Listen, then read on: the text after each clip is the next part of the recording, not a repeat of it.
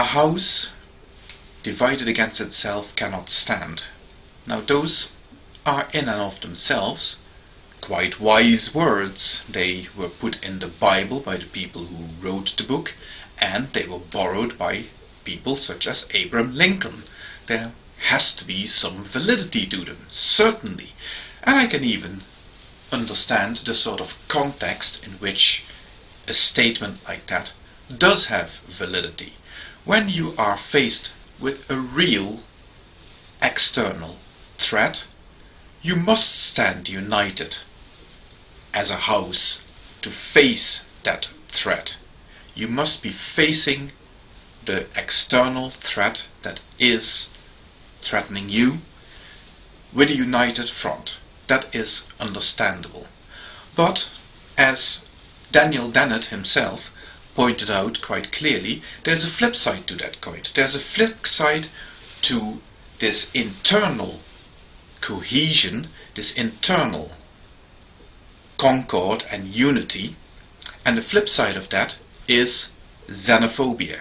And it seems to be almost impossible to separate the two. You do attain greater internal cohesion, greater internal unity at the expense of becoming xenophobic, becoming bigoted towards those you consider to be part of the outgroup. And Thunderfoot, strangely enough, proceeds to illustrate that perfectly by the way he proceeds with his video, presenting us with a dichotomy of the religious mindset on the one hand and the so-called rational, and as he would no doubt see it, enlightened mindset on the other hand. And I would consider myself, to a large extent, to be part of what I would consider to be a rational mindset when it comes to considering the nature of reality, for example. I would like to think that I try to look at that from a rational sort of perspective. But on the other hand, I will never lose sight of the fact that we are all part of this greater group, 7 billion strong almost at this stage, called humanity. And we take part in this group on a basis that is far from rational, nor cannot be.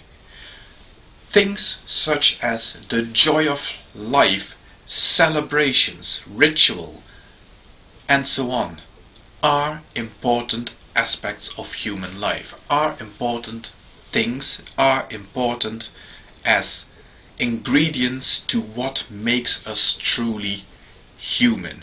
You don't enjoy, for example, a piece of music in a cerebral kind of analytical, dissecting sort of way, pinning it down, trying to pin down what exactly a piece of music is, and then presenting it in an internal representation of something abstract.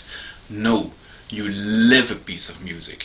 You really become part of that piece of music. You interact with it. It is something between you and the performing artist, the composer, and so on. It's not something that can be rationally described, no matter how much you pin it down on serotonin release and dopamine release and whatever other goodies might be going around in your brain while you're listening to a piece of music.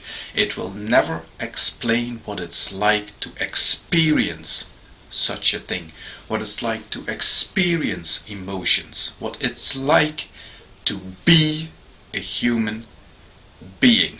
I see no reason whatsoever to indulge in this crazy dichotomy between religion and rationality, because I think both are intrinsic, inherently important part of what it is to be human, and to deny either aspect of your nature is to reduce yourself to something less than truly human.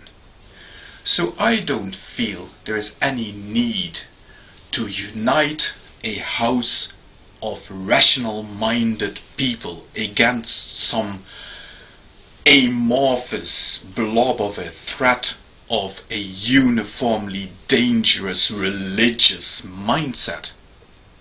I will never buy that nonsense, not from you, Thunderfoot, nor from any other muppet. You see, this is, by the way, where you are making your worst mistake, sir. In that, when you say the house needs to be united and not divided against itself, what you are insinuating, even though you are not saying this in any such words, but let me ask you this question. Let me ask you, and by the answer you will see what you are actually insinuating. Because who gets to decide, Thunderfoot? Who gets to decide the position that a house should take? Who is the arbiter in all this? Who is the deciding factor? Because you can rest assured that I disagree with you vehemently on many, many points. So whose point is going to be prevailed? Whose point is going to prevail even? Yours or mine? Is it just a question of your subscriber base bullying me into submission? Then your point will prevail, because you are, of course, so much stronger in subscribers than I could ever be. But on the other hand, I'm afraid you're going to find that I will never, ever shut up. Nor will many of the other people who have already spoken out against the sort of videos that you have been producing lately. And this is, in my humble opinion, this is exactly the strength of this house called humanity. Is that those of us who are able to do so can disagree with each other vehemently and in a lively manner, but as a joyous celebration of the diversity that exists among us. The extremists can all go to an imaginary hell as far as I'm concerned, but the moderates, whether they're religious or atheistic or anything else, are welcome in my house, and I will never consider such a house to stand divided.